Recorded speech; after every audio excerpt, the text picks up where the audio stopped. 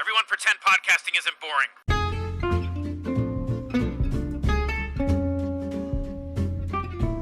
But first remember, Anchor is the easiest way to make a podcast. It is free, has everything you need to record and edit audio using your smartphone or computer. You can even make money through ads.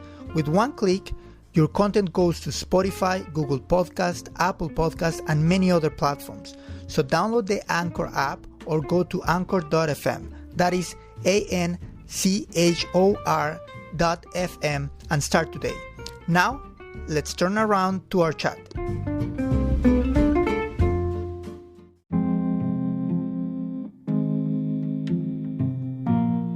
How are you today, Finn? Today, I'm feeling a little bit tired today. But Why? I'm good. Why I'm tired? I would say I didn't sleep that much the last 2 nights when I stayed in Shkodra because there was so much party and the bed was so loud. So, I don't know the English word for it, but if you're moving in your bed, because in the night it's pretty normal, I guess, and it makes sounds, it's a little bit noisy. Yes. Every time I woke up because of this shitty bed. Now, you have traveled a lot, like me, to many places. What do you think about Albania? Albania is a country I wouldn't imagine that is Europe if I wouldn't know it, because it's so unique. Yes. Such a unique country because of political, historical, also religious, because of those backgrounds. Makes it so unique, and it's special. I would say it's a special country. It's not like the other European countries. Do you like it? Yes. What do you like the most about Albania?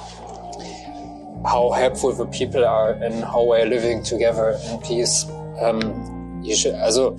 Albania is a country with many religions, so the most of them are Muslim, but there are also Christians, and I don't know the other groups, but it's one of the less countries where are living so many religions in peace together, and I really appreciate it.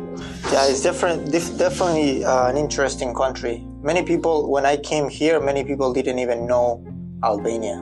Yeah, it's really unknown. Where was in the map or something like that. So why did you decide to go for Albania?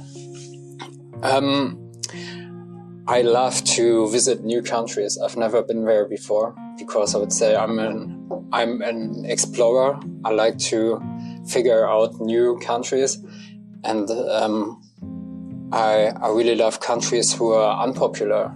For example, Albania, and I love to be the first one who see this country. And why did you choose Albania in particular among all other countries that you haven't visited? For me, due to COVID, I decided to make a new experience when it's over, because I really missed the other people, the other countries, to go abroad. Yeah. And I decided to make a new experience with a volunteering. So like I do here, I'm a volunteer in a hostel. Yes. And Albania is one of the less countries I didn't visit before in Europe. Okay. And that was also a reason why I decided to go here. In particular, I had a look for the ratings of a hostel in Workaway. That is a platform I searched for some hosts, and the ratings were pretty good. And so that was the main reason to go in this hostel. But you visited the Balkans before, right? Mm-hmm. Yeah, 3 years ago. I made an interrail trip through East Europe, and I visited the most of the countries of Balkan so far. And what do you think, like coming from Germany, what do you think about the Balkans? Like, do you see it like super underdeveloped, or what do you think? No, I wouldn't say it's underdeveloped. Yeah, okay, the economy is not that high like in Western European countries. But I would say the Balkan has a unique culture. So, yeah, what should I say? I really like the food. You like the food? Yeah. And really interesting about the Balkans is that there was a war, and not that far away. So only, I'm not sure, in the end of the 19th, there was a Yugoslavian war. And I don't know what about the other people in Germany, but I didn't know that much about it. I have to be honest, I didn't know anything about it. And when I came to Bosnia, for example, I met a man who survived the war, and he taught me a lot about it, and it was so impressive. And that was a moment I realized to appreciate freedom. Yes. And that is, okay, maybe that is what the Balkans taught me, to appreciate freedom. Yes. And that was one of the most important experiences I ever made on my whole trips. Yeah. Actually, I was taking a lecture about the East Europe, and they were explaining that the Second World War for the West, it was like useless at the end. Like, it was like it's just a loss. But the whole East Europe, like, they reshaped the whole map of Europe, and in a sense, it was like, for them, it was really a big transition. And the curious part is that sometimes we don't see the cost of war in our countries, but when you travel, then you notice there's like, okay, some people have it like rough. There is a girl here from Kosovo. She has so many posts about war, in Kosovo, and with the Serbia and Albania and stuff like that. So definitely you kind of, it allows you to appreciate more what you have in your country, right? Yes, for sure. That is really on point what you said. As far as I understand, like in Germany, you cannot be like very nationalist, right? Like you cannot be very proud of your nation or something like that. Is it like that? I would rather say I'm not proud of my country because I'm not a nationalist, I'm not a patriot. But theoretically, you can be proud about your country. But I wouldn't say, it's my opinion, I would say it doesn't make any sense to be proud of a country, to be proud of about anything you don't create. You know what I mean? So yes. You should be proud about things you create. That is about things who belongs to you. Yeah. And not about things you were born in, for example. So. That are your own achievements that you do. Exactly. Yeah. But is it, for example, if I put a flag, a German flag in my house, outside of my house, is it well seen, or is like it has some connotations? It's not. It has some connotations, and that is really special about Germany. I think it's about the past, about the Second World War and so on. Patriotic has a pretty bad connotation, I would say, for the most of Germans. So I'm living in a left liberal bubble, so it's my political orientation. I don't know what about the people who are more political right. Mm-hmm. Maybe they say, yeah, patriotism is a positive word, but I would say, and what I feel with the most of Germans, that to be patriotic is rather a negative thing. Yeah. It's in Germany more common to be proud of a part of Germany. For example, Germany has, like every other country, many parts, and patriotism is more like for a region. Yeah, for a region. You see it more for a region. For Bavaria, for example, it's I would say a pretty patriotic part of Germany. Okay. And you can see a lot of Bavarian flags in the gardens, over the houses. That's nothing negative. The people are really proud about it, and nobody would say, oh, he's patriotic, he has a Bavarian flag, he's a patriot. Yeah, they would say it, but I would say in the German view, it's fine to be patriotic on a local level, but not on a national level. To be proud of your region, but not to be proud of your country as a whole. Yes. Because of the whole connotation. I would say yes. Yeah. But it's only my view. Maybe there's another person who has another opinion. Is there still like people that agree, or like they follow like this kind of ideology, that Hitler's ideology and stuff like that? Unfortunately, there are still people who follow this ideology. Ideology? Yeah. Ideology. Uh-huh. Unfortunately, I would say every country has some of those people, and also Germany. Like how much do you think people, or how many people do you think? It's hard to say because they are acting in the underground, so because it's absolutely forbidden, understandable. So they are acting in the ground, and even the authorities don't really know how much they are. I'm not sure if I guess it right, but if I have to guess how many, 30,000? 30,000. Maybe 20,000. But just a guess, I have no idea if it's... Or how much percentage of the population would be? Or like 1% or 0.1%? No, less than 1. Less than 1%, okay. But it's fluent from being conservative to being a Nazi, so there's a fluent changing. Yes. And so it's difficult to say how many percent of a certain group are part of a whole population. Yeah. Hard to say. I hope it's not that much. Yeah. Let's hope everybody in each country, because they're, Poland is facing for this kind of extreme, radical views. Hungary, there are many countries that are facing this kind of, shift or something. Yeah. A friend was telling me, the thing is that also maybe new generations does not remember that Europe has had bad wars, and it has been a problem, and it has been bad, and they just think that his ideas are just like that. But everything, even the most radical movements, start with a very tiny thing, and then they grow up and they grew and grew.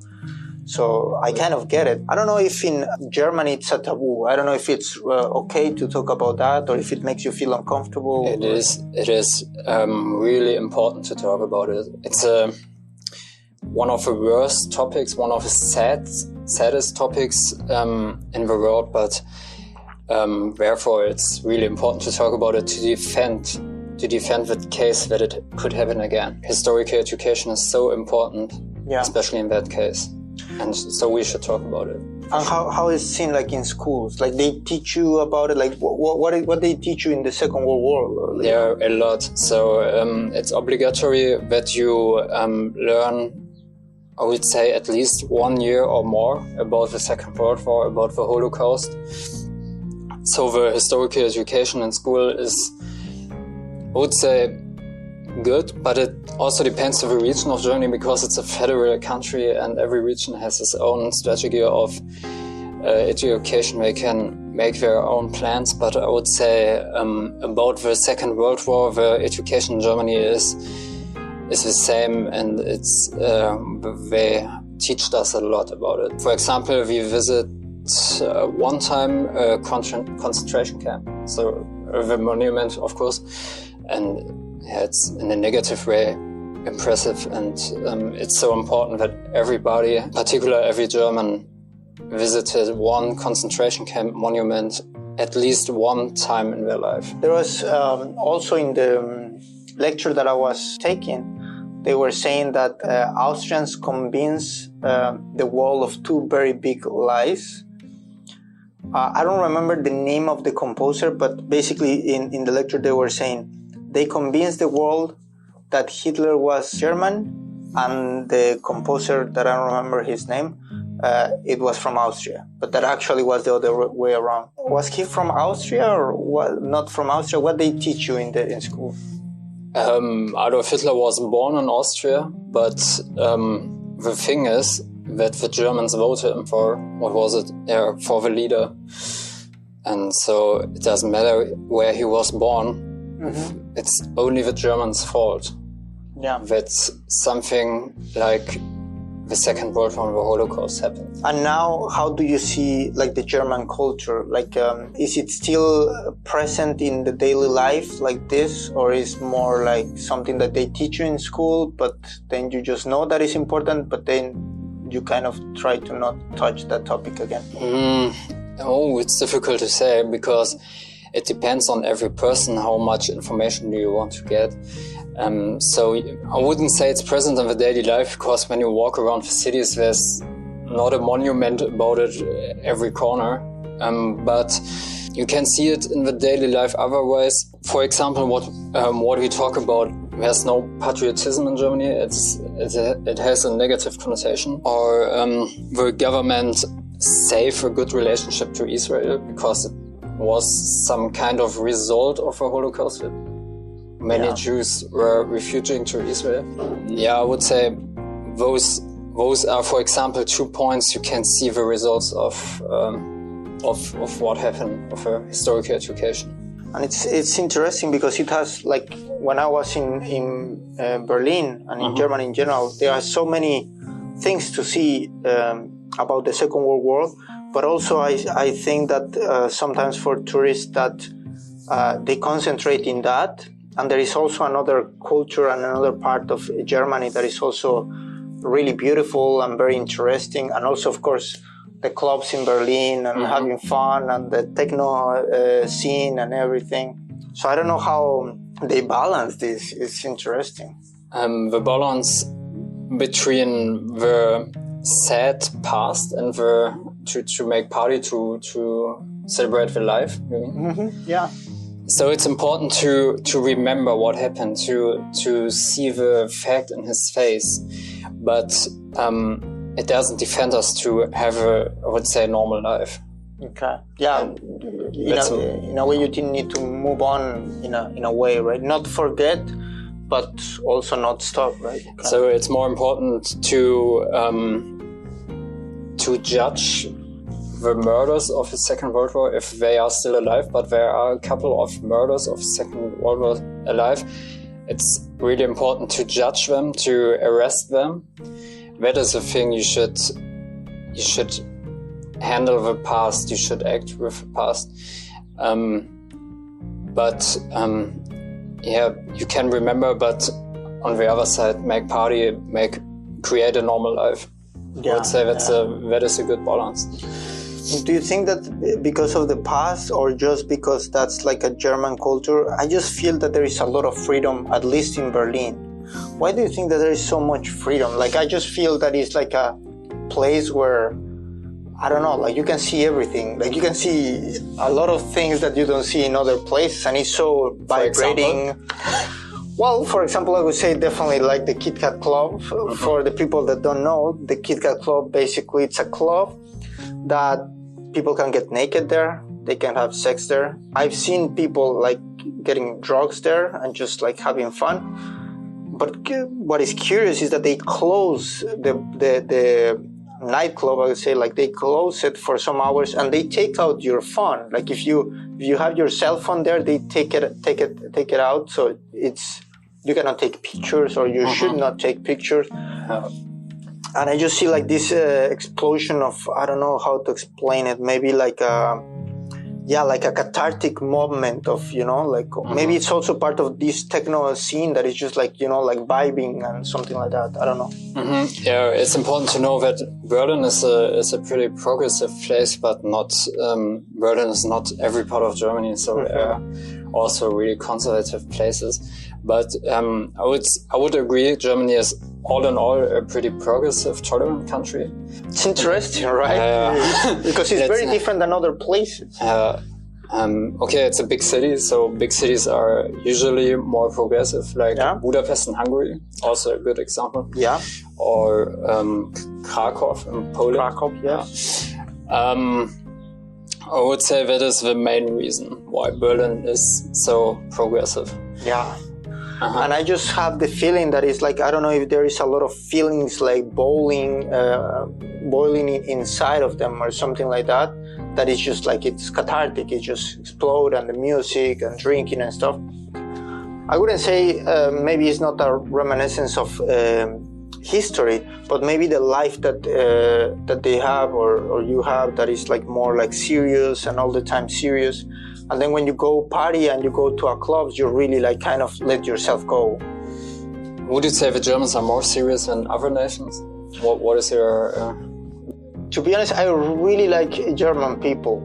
And they are like, and young people are very like open and warm, even when they think that they are cold, like they are warm. But definitely I don't see them like damn, it's complicated because I met so many people like different, but it just have, we were talking like some days ago, right? Like Berlin has this techno vibe and kind of like industrial kind of feeling that it just make you feel that you are in a city and you put your headphones, you are taking the subway, you are listening to some electronic music, and it's so cinematic in a very urban way, neon lights and stuff like that. It creates some sort of effect of wholeness, but like in a cool way. It's not. I don't imagine a Berlin person attending their garden and putting some, on some flowers. Okay. I don't see that. I see them having party. And, if you go in the outer quarters in the rest of Berlin, you will see those people who are preparing their garden. So Berlin has every kind of human being in their city. So. Yeah, it's a big city at the end. It's something like a hologram of a whole population. Yes. Yeah, there are many Turkish immigrants in Germany, and I really appreciated this because I really like the Turkish culture. I'm basically open to everybody who wants to live in Germany. I would say I would love to live in, or I love to live in a country who is open for every culture, because I think different cultures make your life better. Okay. And what do you see in the Turkish culture that you, I don't know if you remember that you were saying, they really make Germany better? What they provide, what they put into society? I especially love their food. Okay. And we have something like an orientalic feeling. So the vibe, the music, they like Oriental. Oriental, that's the pronouncing. That is cool. That you don't have only the Middle Europe vibe. So it's maybe quite boring. But you have influence of orientalic music, culture, clothes. I would say like German, I see that it takes some time to express their feelings, I would say, like they are not that loud or that expressive. Yeah, maybe, yes. But the people, even in Germany, the people are different. So, for example, my parents are completely different to my character.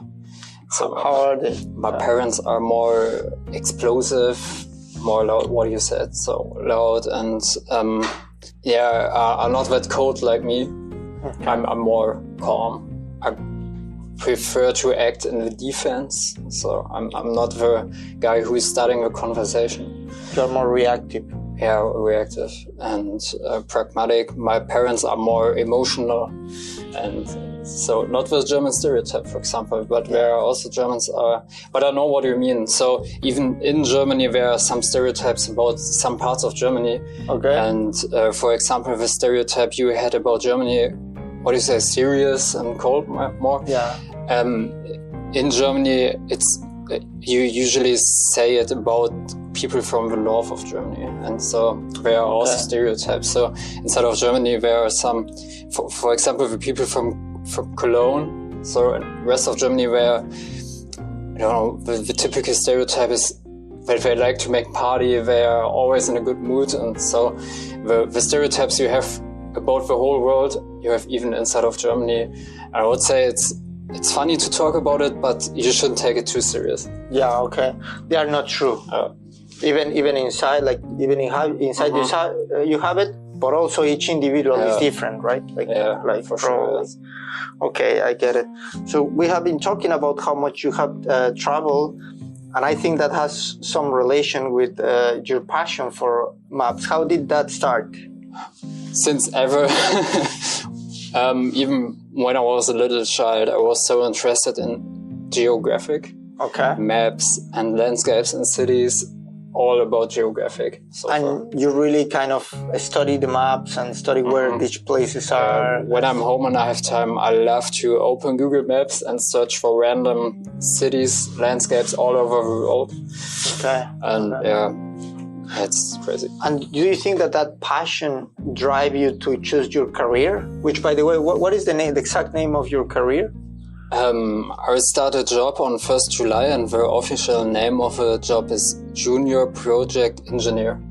Okay. And it's about traffic planning, traffic engineering. Yeah. So do you think that all the time you are thinking about the structure of cities and different places? Yeah, and do you do that? Like you go to Google and you check how a city is constructed and the traffic that it goes? Yeah, for example, I have a look for the whole city map. So how is the structure of streets and the quarters, and in which way are they different maybe? And I really love to, there's a tool on Google Street View, or you can see real pictures when you have to click a little yellow symbol like a little man, and you can put it into the map and you see it in real. Maybe you tried it once. Yeah. And I love to do it because I want to know. I always want to know how the world looks like. Yeah. How the landscape, for example, Mexico, your origin, really interesting because there's so different landscapes in Mexico. Yeah. And I would really love to see how the landscape is changing. Yeah. And have you ever checked and it's this traffic system is not efficient enough when you check one city or something? I would say I would judge about a traffic system, about the quality of a traffic system when I see it in real. So it's difficult to judge a traffic system only to see it in a map.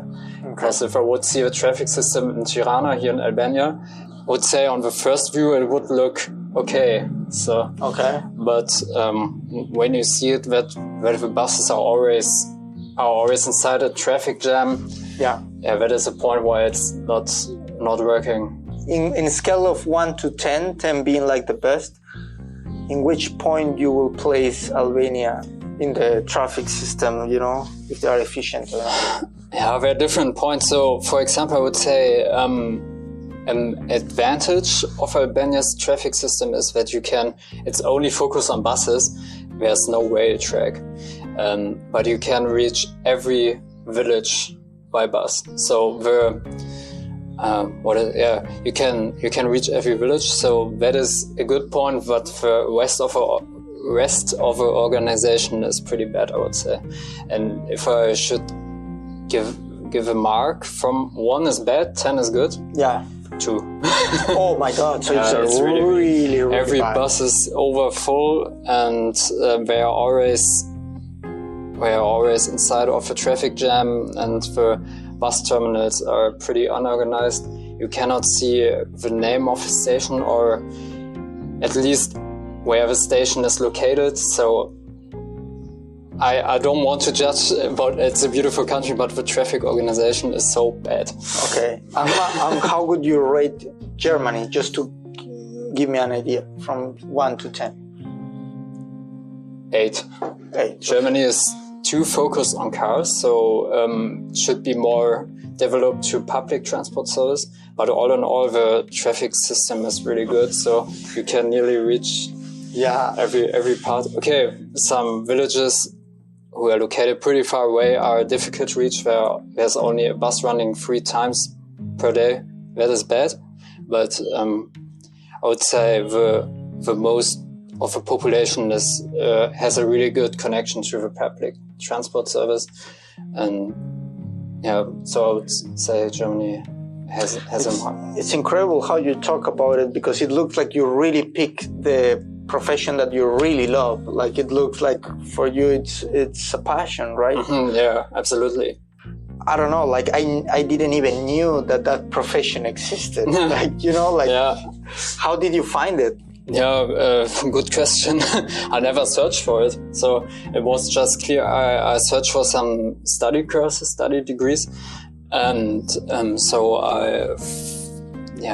it was easy. I just type it in Google, my interest, and I searched for universities who has courses about that. And so I find my way. Okay. So it was pretty easy, just Google. And I found a new university which courses which are pretty interesting for me, and I thought, I started just right. Finn, I know that you have a time limit. For the people that are listening, we are still in Albania. We are in the Milingona hostel. And Finn was working with us as a volunteer, doing work away, but he leaves to Germany today. So I just have two questions that I would like to ask. The first one would be, what do you think traveling has taught you? Traveling teach me to be more self-confident. Okay. To appreciate, like I said, to appreciate the freedom, to be world open, to see every people from every country in the world are not that different like you could think sometimes. We are all the same, we are all humans. Perfect. And the second one is, if you could pick a song that you want people to remember you with that song, what song would be? I would say Cheap Thrills of Sia, because when I was drunk and hear a song, I was always singing it, and there are a lot of nice speech messages I sent to all my friends where I sing to this song. They're more than funny. A little bit embarrassing maybe, but that you're very good at drinking. Yeah, you were telling me that you have the last time. What happened with the scooter? Oh no. Yeah, 2 years ago I went by e-scooter drunk with over 1.6 promille. Yeah, that's a lot. And so I lost my driver's license for 1.5 years. Yeah, and had to pay a lot of money. And had a lot of stress and bad mood. but people didn't believe that you have that level of alcohol, and you were like... Yeah, the most of people are really surprised, and they say, "Oh, that's a lot of alcohol. How could you drink so much?" But I have to say, that wasn't that much. I would rather say many people have this level of promille every time, but it doesn't feel like that. Okay. So you should be really, really careful with alcohol. Okay. When did you get your driver's license back? Last October. Okay. The beginning of last October. Okay, the next October. No, the past. So you got it already? I got it already, yeah. Oh, perfect. Okay, Finn, well, thank you very much for talking with me. Yeah, thank you guys for listening. And, well, see you around. Yeah, gracias. Eso, buen español. Sí, chao.